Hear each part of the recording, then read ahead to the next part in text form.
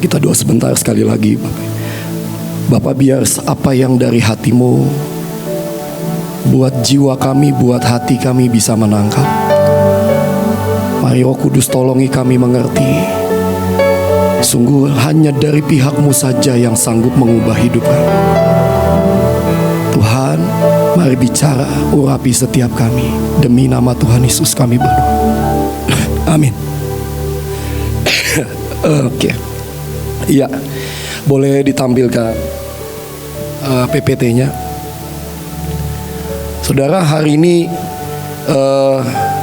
saya agak sedikit modifikasi, tapi karena saya nanya Tuhan, ujungnya memang sumpah itu datangnya dari pihak Tuhan ya Bapak Ibu ya.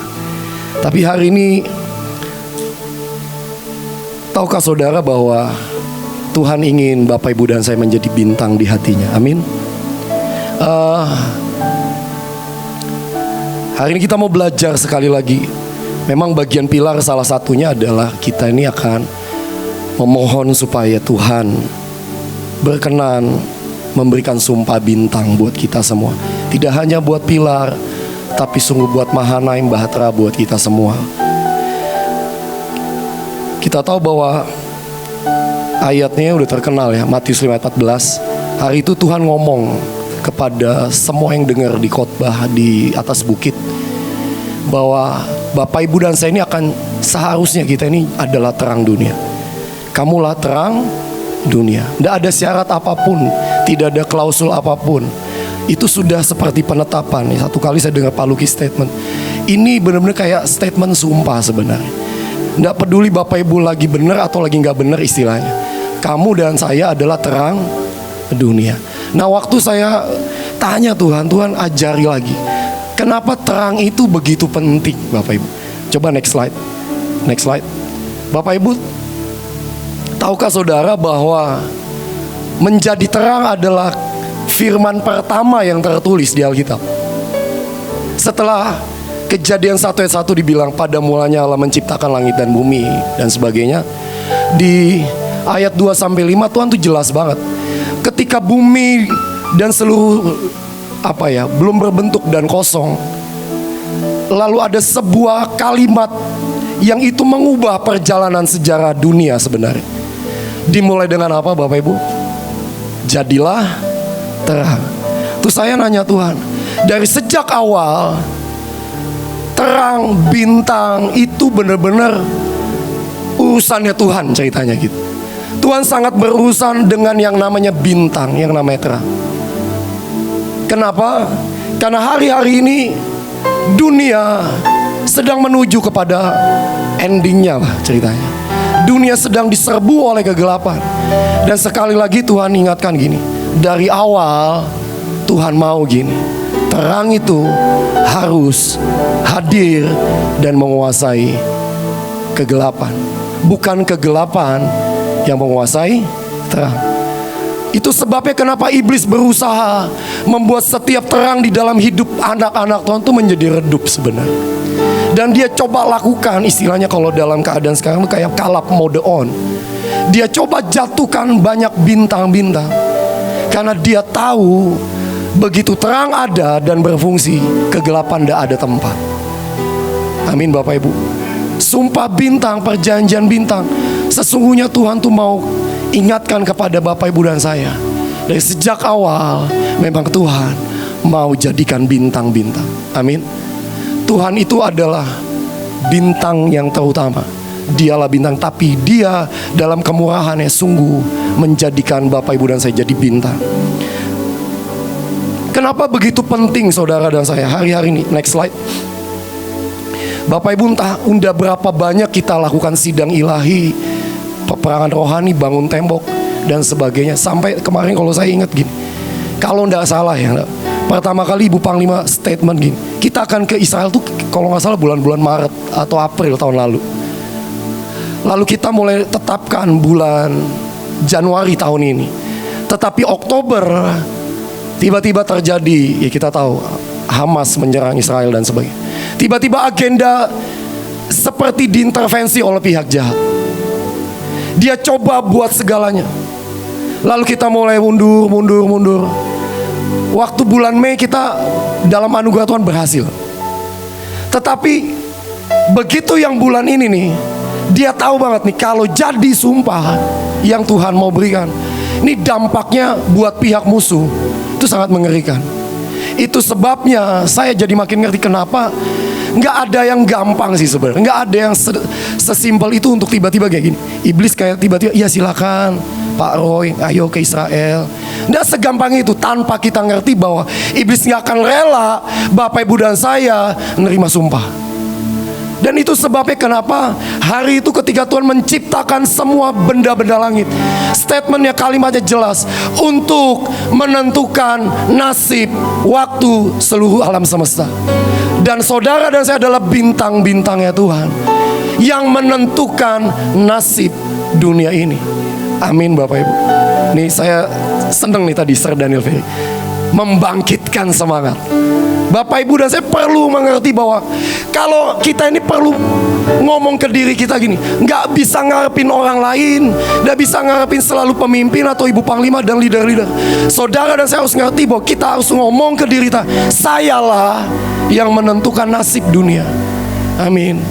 Waktu COVID 2020, berapa banyak gereja tutup, dan hari itu kita memutuskan tetap menaikkan dupa penyembahan. Dan hari itu nasib seluruh dunia yang harusnya sekian puluh juta targetnya, bahkan ratusan, tiba-tiba nggak nyampe 10 juta. Benar gak Bapak Ibu?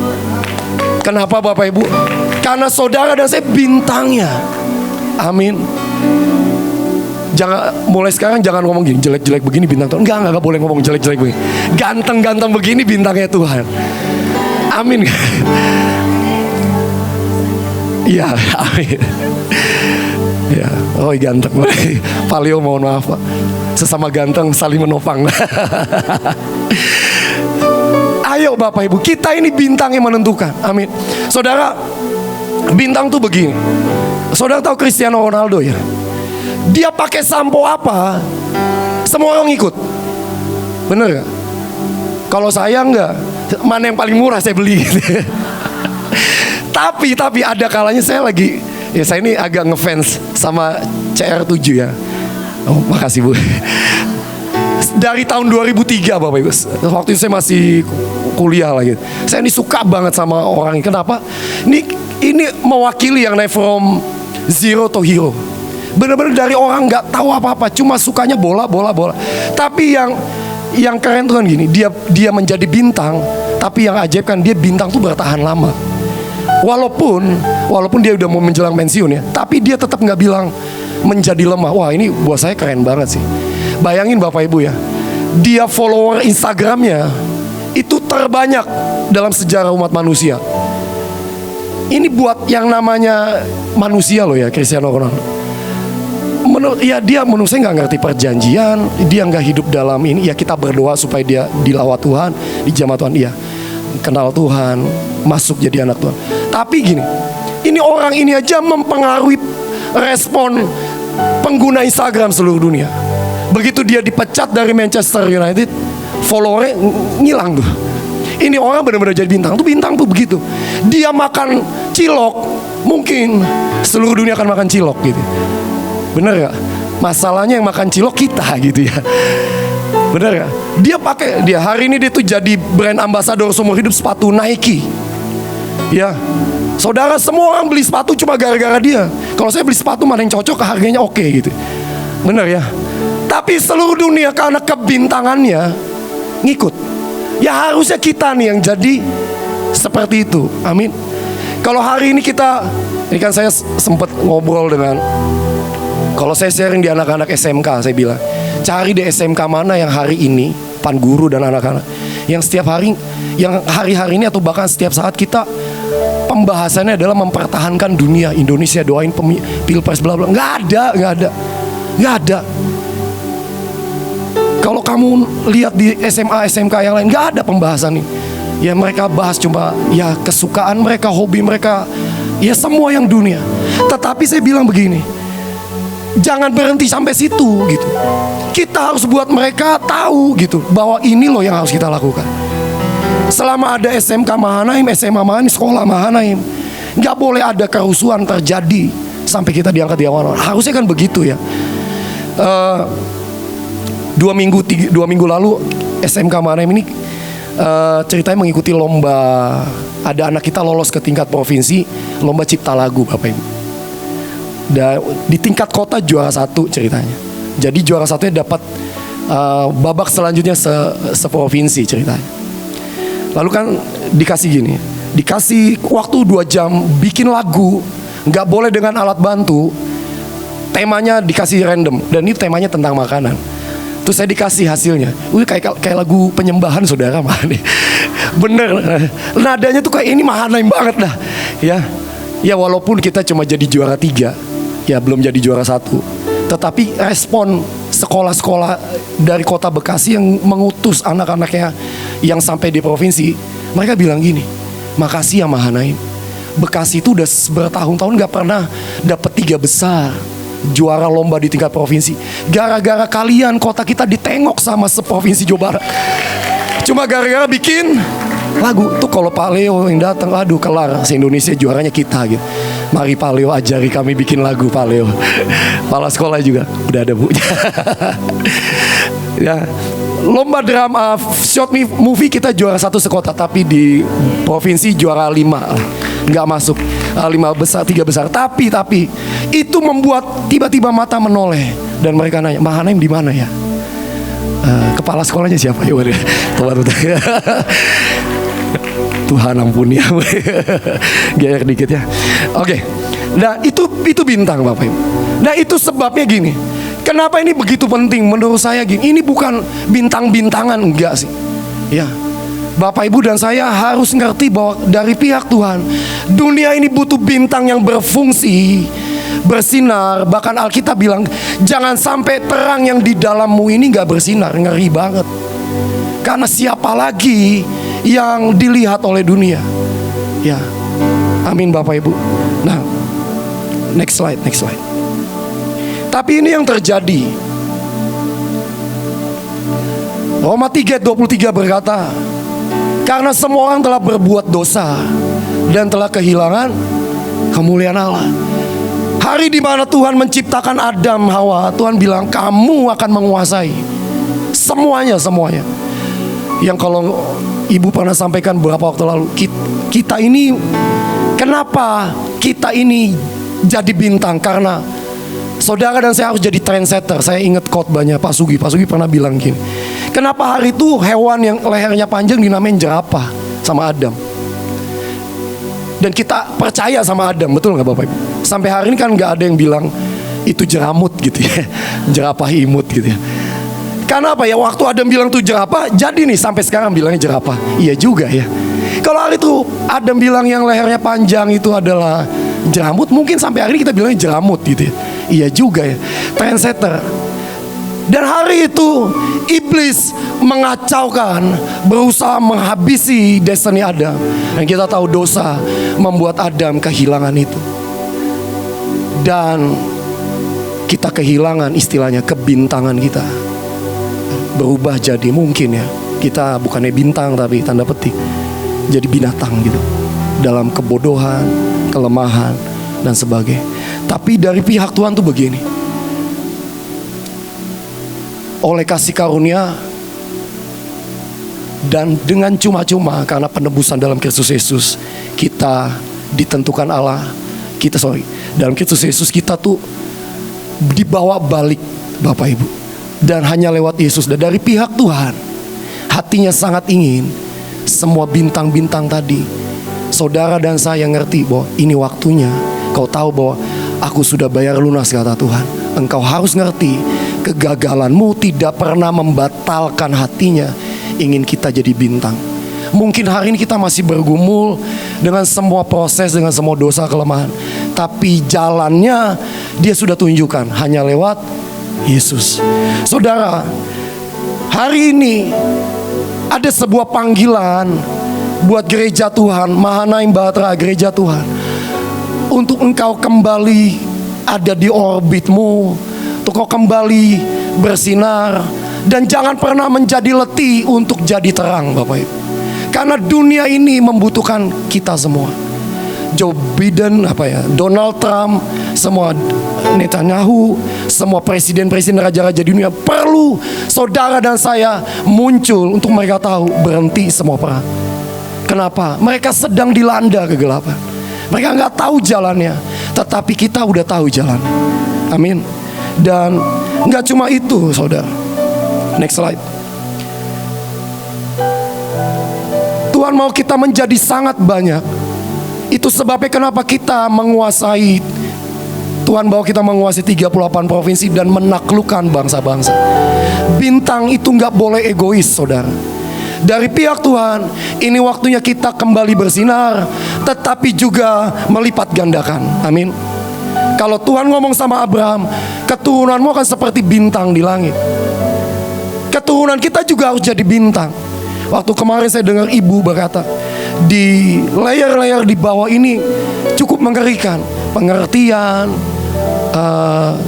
daya tangkap, karakter. Dari atas ini udah semuanya udah dicurahkan. Tetapi ada yang stuck mungkin, atau ada saluran apa yang mesti kita bereskan. Dan waktu saya lihat anak-anak sekarang, Bapak Ibu, tiba-tiba Tuhan bicara gini, kalau engkau nggak berdoa, nggak jerit, mereka tanda petik ya akan pindah orbit. Dan kalau di Yudas 1 dibilang ini, mereka berjalan menuju black hole. Itu sebabnya kenapa nggak ada waktu buat saya dan Bapak Ibu Saudara menjadi marah, kecewa, letih untuk berkata, Tuhan enough lah berdiri buat provinsi, enough lah berdiri buat anak. Nggak bisa. Karena begitu kita melepaskan tanggung jawab itu, dunia ini atau generasi ini atau bangsa ini dengan sendirinya akan digiring kepada kegelapan yang kelam. Itu sebabnya Bapak Ibu dan saya perlu stay di orbit, tetapi juga perlu untuk ngerti bahwa kita harus menjadikan keturunan-keturunan kita bintang-bintang juga. Next slide. Kenapa saudara kita harus jadi orbit? Saudara, satu kali saya nih lihatlah video gitu ya. Begitu bintang itu sudah mulai kehilangan bobot, menjadi redup, sinarnya mulai redup, lama-lama dia terlepas dari ikatan dan terseret masuk.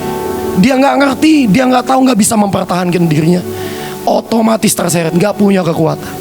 Nah hari itu saya nanya, Tuhan ini apa maksud?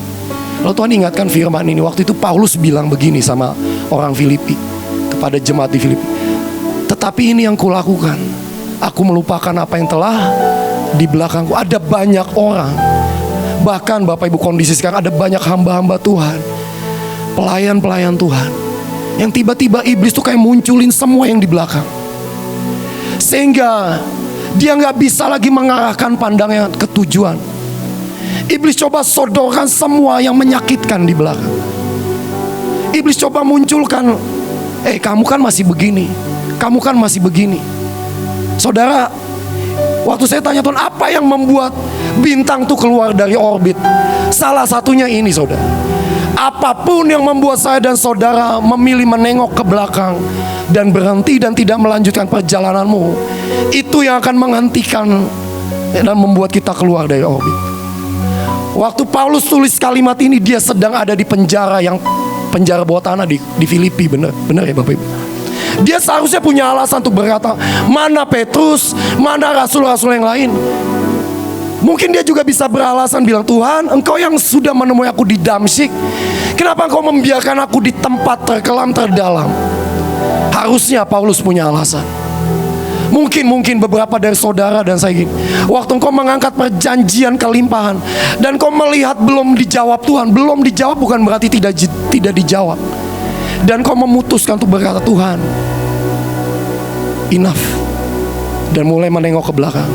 Begitu saudara dan saya tidak berani memutuskan break di situ, maka dengan sendirinya engkau dan saya akan mulai diseret ke tempat terkelam. Tapi Paulus menetapkan di hati, enggak, aku memutuskan melupakan.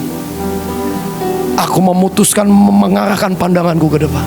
Saudara, kalau hari itu perempuan yang 12 tahun pendarahan, dia memutuskan menengok ke belakang dan balik mundur, gak akan pernah ada ceritanya di Alkitab.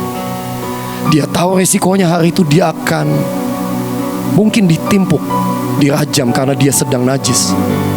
Saya nonton filmnya sih, ada filmnya di YouTube ya. Dan ceritanya ya, kalau film memang ada dramatisirnya ya. Tapi saya coba ngebayangin, iya ya, pertaruhan hidup dan mati. Yes, do or die istilahnya.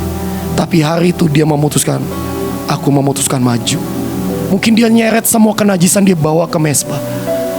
Saya berdoa, hari-hari ini saya putuskan Tuhan, hari ini saya tahu saya masih bergumul dengan kejatuhan, kelemahan, keeroran saya. Tapi setiap kali ada kesempatan dari mezbah, ada panggilan untuk datang, saya memutuskan Tuhan, aku bawa lagi hidup. Berapa banyak dari kita memutuskan untuk tetap berkata, Tuhan, aku bawa lagi hidup. Mungkin resikonya hari itu Tuhan gak noleh ke kita. Mungkin hari itu Tuhan gak berikan jawaban apa-apa. Mungkin hari itu setiap pergumulan doa Bapak Ibu belum dijawab. Dan Tuhan tiba-tiba ingetin gini, sekian tahun lalu, ketika hari itu saya belum punya rumah, dan Tuhan tuh kayak pakai teman saya ini untuk bicara, untuk bongkar hati saya yang terdalam. Mau sampai kapan kamu udah kepala sekolah sekian tahun, masa hari ini belum punya rumah? Waktu itu saudara, perkataan itu sungguh menusuk ceritanya. Tapi saya tahu gini, kalau Tuhan itu izinkan itu untuk bongkar dalamnya saya, sampai satu titik, kalau kamu tidak pernah mendapatkan jawaban, kamu masih tetap menyembah, ada di anak-anak atau apa. Dan saya memutuskan, saya akan tetap maju Tuhan.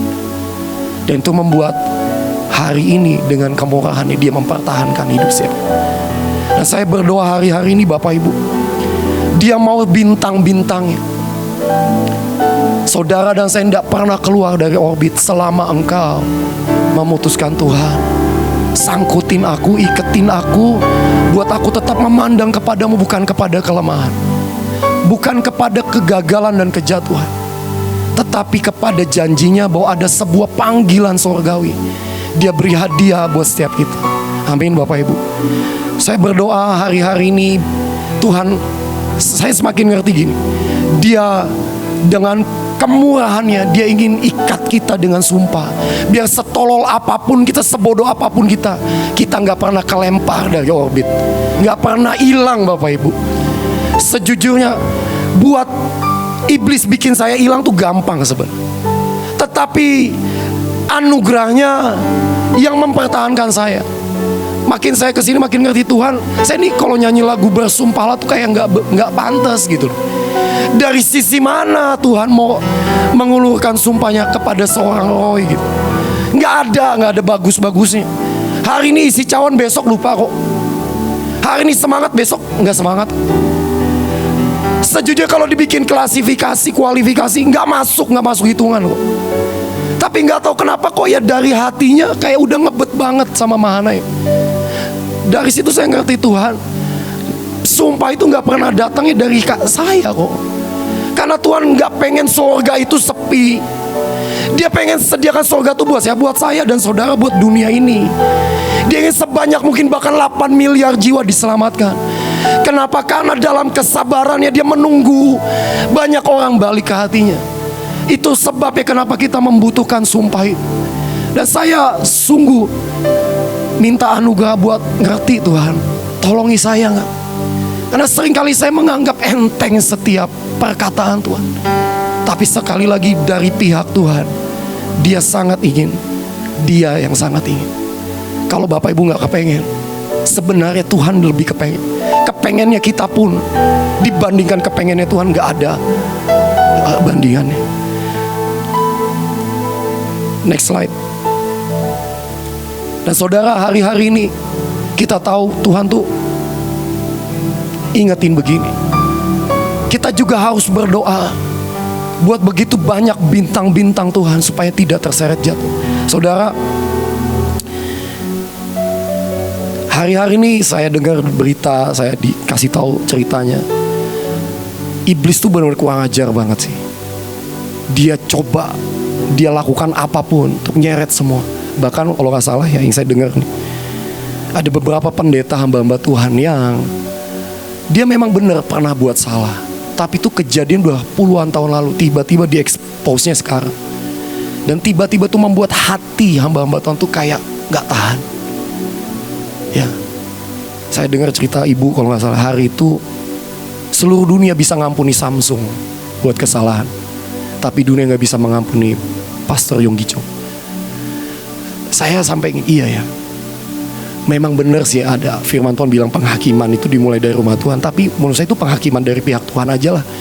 Tapi dunia ini coba ambil fungsinya Tuhan, mulai menjatuhkan, menembak, jatuh dan sebagainya. Bapak Ibu, dulu saya ini orang yang sangat mudah menghakimi.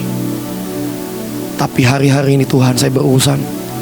Tuhan, kalau saya tahu ada pemimpin saya dengan semua kelemahan, saya juga lemah kok. Kalau nggak ada dia saya nggak hilang kok. Saya memutuskan untuk menopang. Saya menopang. Saya tahu gini Tuhan, mungkin orang akan memilih untuk membicarakan kelemahannya, tetapi saya mulai memutuskan, menetapkan di hati. Saya doakan, setiap engkau tahu pemimpin-pemimpin Bapak Ibu Saudara punya celah dan sebagainya, engkaulah yang menutupnya saudara, dengan segenap hatimu dan berkata, aku topang pemimpinku, bukan ikut menusuk dan menjatuhkan. Dan hari-hari ini Bapak Ibu Saudara, ya ini PR kita dan ini yang kita juga mau bawa. Satu sisi Tuhan mau kita balik lagi ke orbit, dan di sisi lain Tuhan juga gini, tarik mereka balik ke orbitnya dengan doa, dengan sumpah dan perjanjian. Kita mau bawa banyak bintang-bintang Tuhan.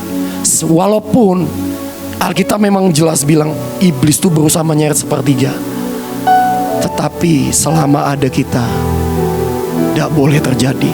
Kita bawa naik lagi, angkat lagi. Saya tuh lihat ada games lah di YouTube ya. Jadi gamesnya tuh gini, ya ini permainan. Ada 3 orang ditaruh, dijatuhin, dijeblosin ke lubang. Lubangnya tinggi 4 meteran, nggak bisa 4 atau 5 meter. Dan 3 orang ini nggak bisa manjat saudara. Lalu mereka mulai memutuskan harus ada yang di bawah, di tengah dan di atas. Maka logikanya orang pertama pasti dulu, yang paling atas pasti dulu naik ya. Lalu orang yang kedua, yang pertama dia ulurin kakinya, yang orang paling bawah ini dia angkat orang kedua dinaikin. Dan ceritanya 2 orang ini naik, tinggal 1 saudara. Waktu saya lihat ini gimana caranya mereka. Lalu mereka bilang gini, kita harus sepertinya meresikokan diri gitu. Kamu turun lagi ke bawah, saya pegangin yang di atas. Resikonya gini, 3-3-nya jatuh atau 3-3-nya naik. Waktu saya lihat itu ya, kayak Tuhan tuh gini, 3-3-nya harus naik. Bisa dengan anugerah Tuhan. Itu sebabnya Tuhan mau Bapak Ibu dan saya terima perjanjian ini, sumpah ini, supaya apa? Kita bawa sebanyak mungkin ada teman Bapak Ibu Saudara, mbak-mbak Tuhan yang kau kenal yang sudah meninggalkan Tuhan. Yuk mari bawa. Waktu saya dengar ini ya, waktu itu ibu ceritakan tentang bintang-bintang. Saudara, saya mau tutup dengan 2 kisah di Alkitab.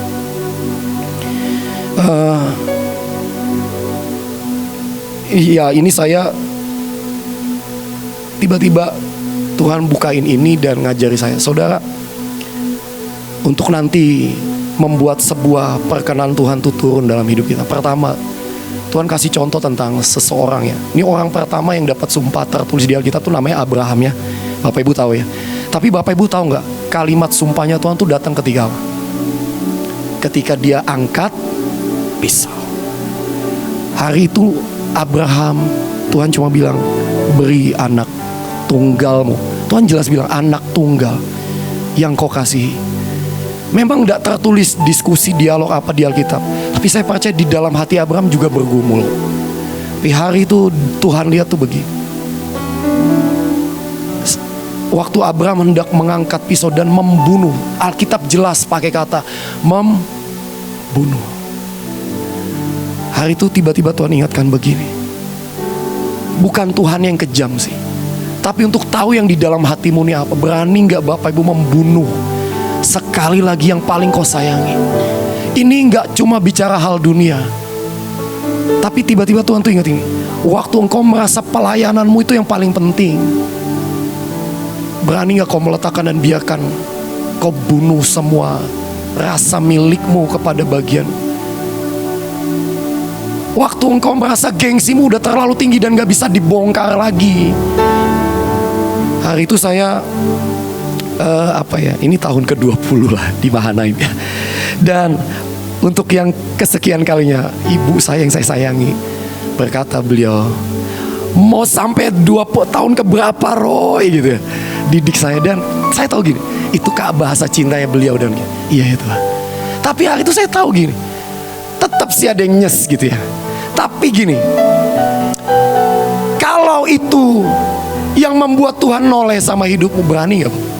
Istilah gitu, saya nggak tahu lah Tuhan ini nanti gimana. Tapi mari Bapak Ibu berurusan lagi.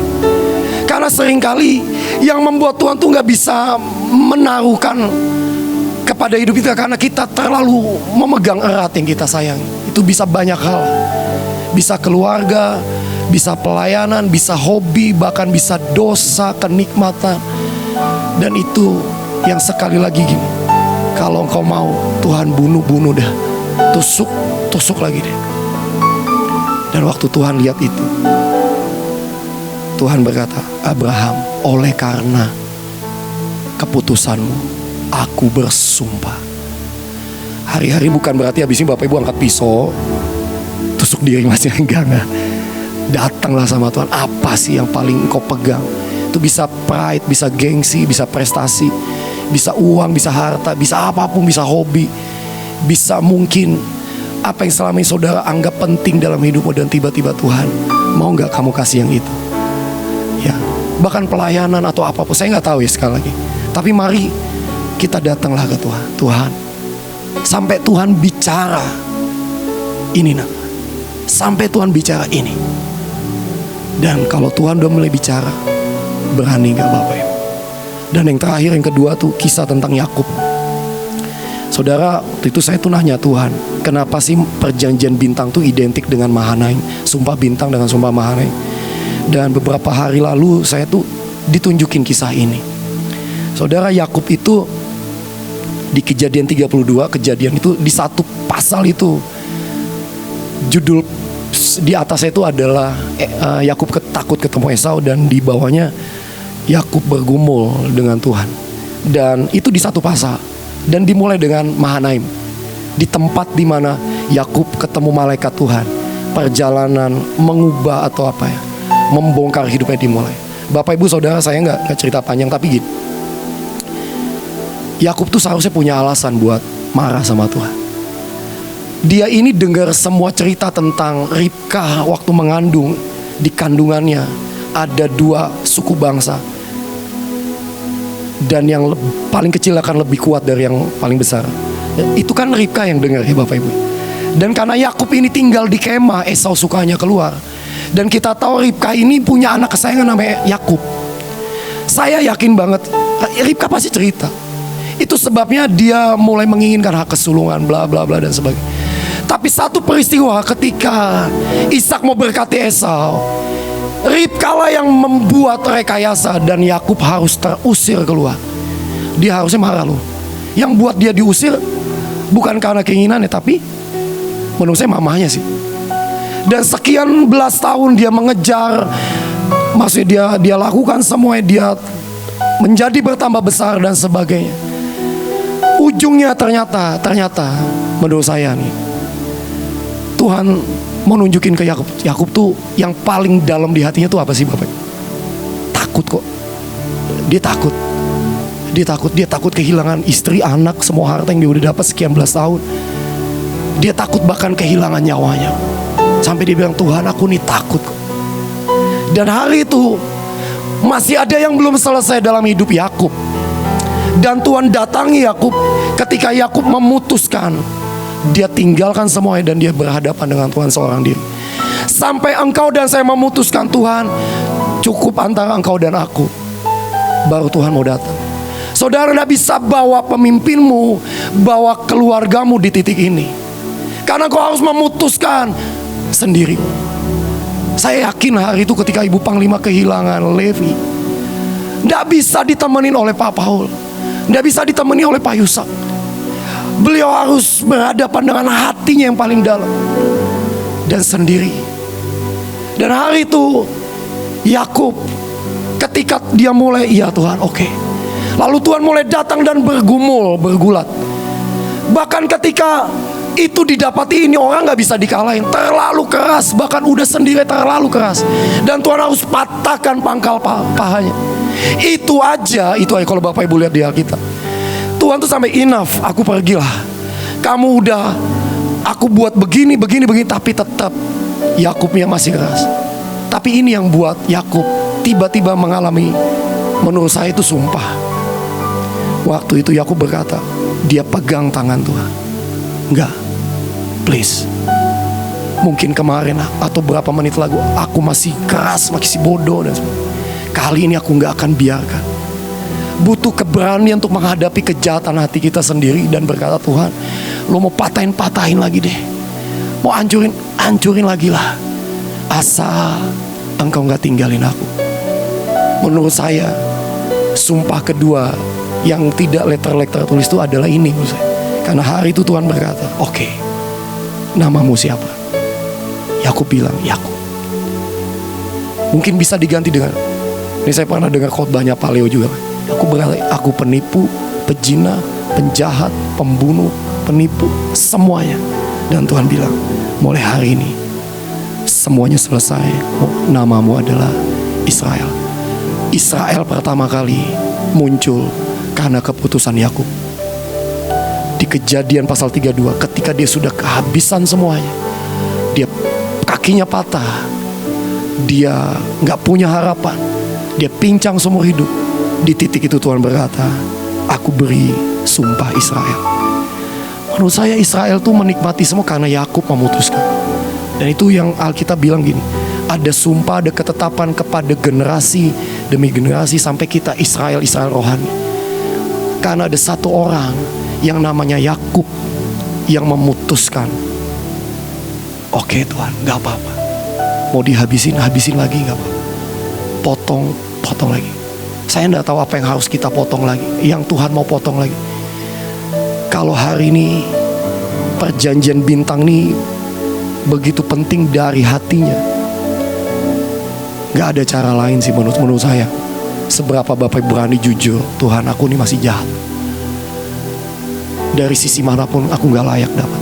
Hari itu Yakub gak minta sumpah, dia cuma minta jangan lepasin aku, cuma minta blessing aja, blessing. Tapi yang Tuhan kasih adalah lebih dari itu.